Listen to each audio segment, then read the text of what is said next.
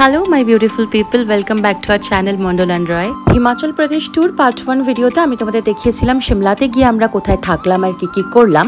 আজকের ভিডিওতে আমি তোমাদেরকে দেখাবো সিমলা থেকে আমরা কোথায় গেলাম আর কি করলাম। সবটা দেখার জন্য ভিডিওটা কিন্তু দেখতে হবে একদম শেষ অবধি। সিমলা থেকে আমরা সকাল সকাল বেরিয়ে পড়লাম কাসল যাওয়ার উদ্দেশ্যে।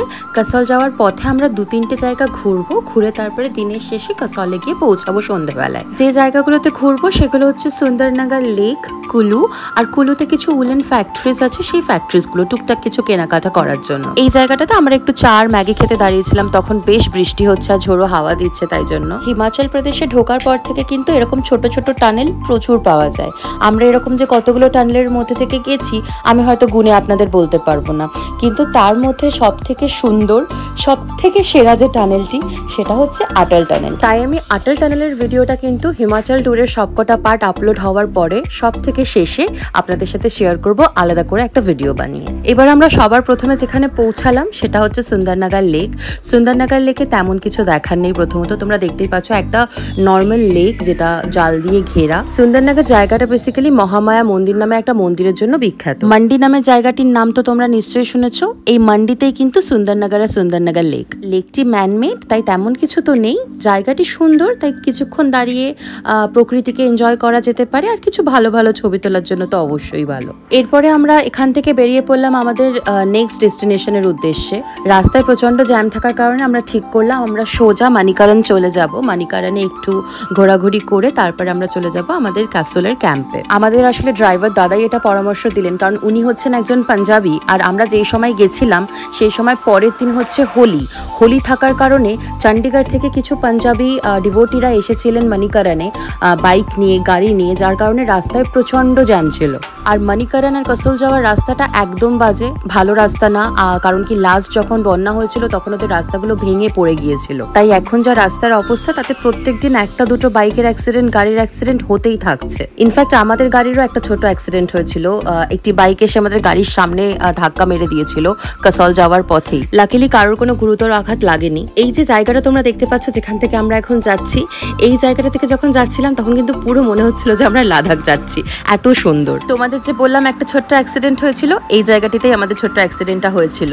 তোমরা যে বাইক নিয়ে যারা যাচ্ছে দেখতে পাচ্ছ, ওরাই ডিভোটিস যারা মানিকারণে যাচ্ছে। ওনাদের জন্য মানিকারণের অবস্থা এতটাই খারাপ ছিল যে আমরা মানিকারণ না গিয়ে ওপর থেকে বেরিয়ে চলে গেলাম সোজা কাসলে। ঠিক করলাম পরের দিন যখন কাসল থেকে বেরোবো মানালি যাওয়ার উদ্দেশ্যে, তখন আমরা মানিকারণটা ঘুরবো। এবার তোমাদের বলে রাখি আমরা যেখানে থাকবো কাসলে সেটা হচ্ছে একটা রিভার সাইড ক্যাম্প। একদম পার্বতী রিভারের গা ঘেঁষে এই ক্যাম্পগুলো তৈরি করা হয়েছে। বেশ কিছু এরকম ক্যাম্প রয়েছে কিন্তু কাসলে, যেগুলি ভীষণ সুন্দর। যদি তোমরা কাসলে যাও আমি তোমাদের সাজেস্ট করবো প্লিজ হোটেলে না থেকে এই ক্যাম্পগুলিতে থাকার চেষ্টা করো।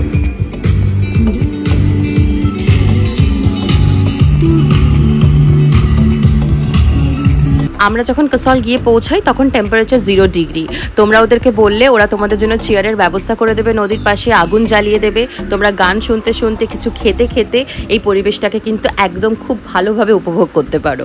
আমরা যেহেতু একটু রাতে পৌঁছেছিলাম আমাদের ক্যাম্পে, তাই আমি ঠিক করেছিলাম যে পরের দিন সকালে আমি আমাদের রুমের ভিডিও করব, যাতে তোমাদেরকে পরিষ্কার দিনের আলোতে দেখাতে পারি যে আমরা কোথায় থাকলাম। এই ক্যাম্পগুলোতে 2 রকমের রুম থাকে, একটা হচ্ছে টেন্ট আর একটা হচ্ছে উডেন রুম। বুকিং তো আমরা টেন্টেরই করে গিয়েছিলাম। ওখানে গিয়ে দেখলাম টেন্টগুলোর অবস্থা খুব খারাপ, বন্যাতে ওদের অনেক ক্ষয়ক্ষতি হয়েছে, তাই বাধ্য হয়ে আমাদের উডেন রুমটা নিতে হলো। ওদের সাথে ওখানে গিয়ে কথা বলেই আমরা নিয়ে নিলাম নিজেদের জন্য একটা উডেন রুম। রুমটা কিন্তু ভারী সুন্দর। এটা হচ্ছে আমাদের রুম, খুব ছোট্ট একটা রুম। 3 জনের শোয়ার ব্যবস্থা আছে। আসলে যদি বন্ধুরা মিলে যাওয়া হয় তাহলে 4 জনও এখানে খুব আরামেই শুয়ে পড়তে পারে। পুরো রুমটা কাঠ দিয়ে তৈরি, সুন্দর পরিষ্কার বাথরুম, আর জানলা খুললেই এই সুন্দর পার্বতী নদীটা দেখতে পাওয়া যায়, আর সারা রাত শুনতে পাওয়া যায় নদীর কুলকুল আওয়াজ। অদ্ভুত মানসিক শান্তি পাওয়া যায় এরকম জায়গাতে থাকলে কিন্তু।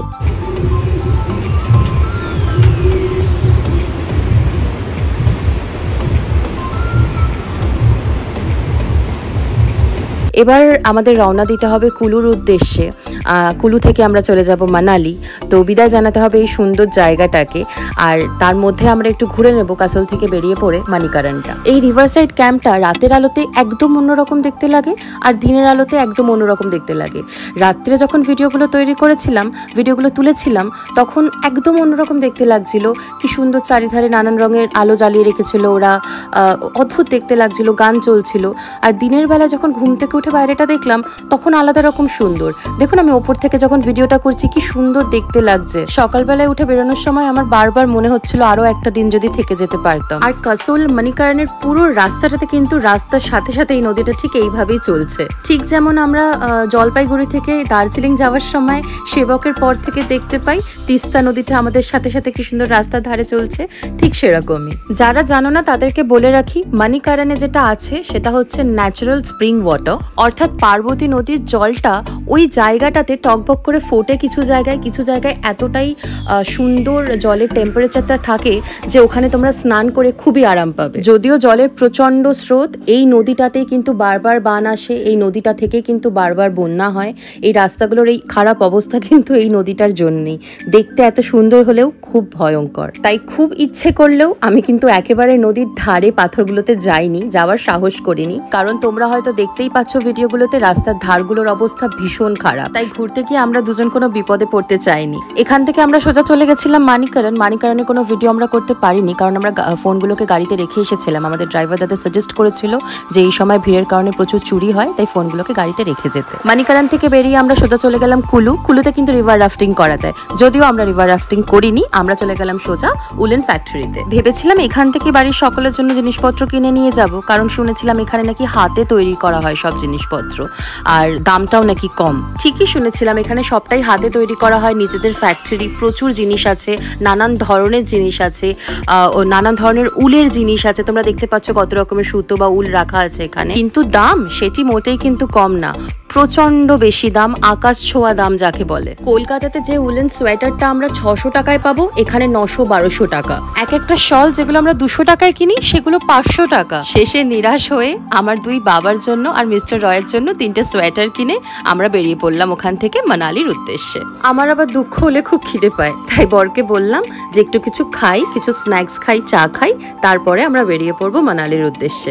এই যে রাস্তাটা দিয়ে আমরা যাচ্ছি এটাই কিন্তু কুলু। ডান পাশে যে নদীটা দেখতে পাচ্ছ, এখানে কিন্তু রিভার রাফটিং হয়। নদীটা বন্যাতে ভেঙে গিয়ে এতটা চওড়া হয়ে গিয়েছে, প্রথমে এতটা চওড়া ছিল না, দুপাশে পাথর ছিল আর মাঝখানে নদীটা ছিল।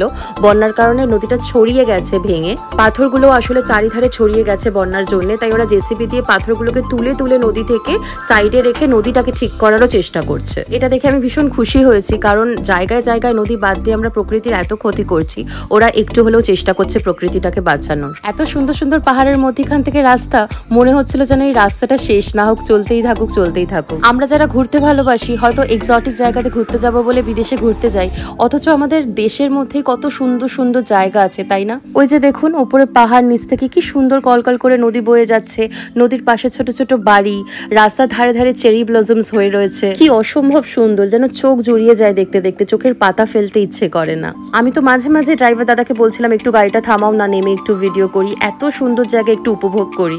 এই ছিল আমাদের হিমাচল প্রদেশ ট্যুরের দ্বিতীয় অংশ।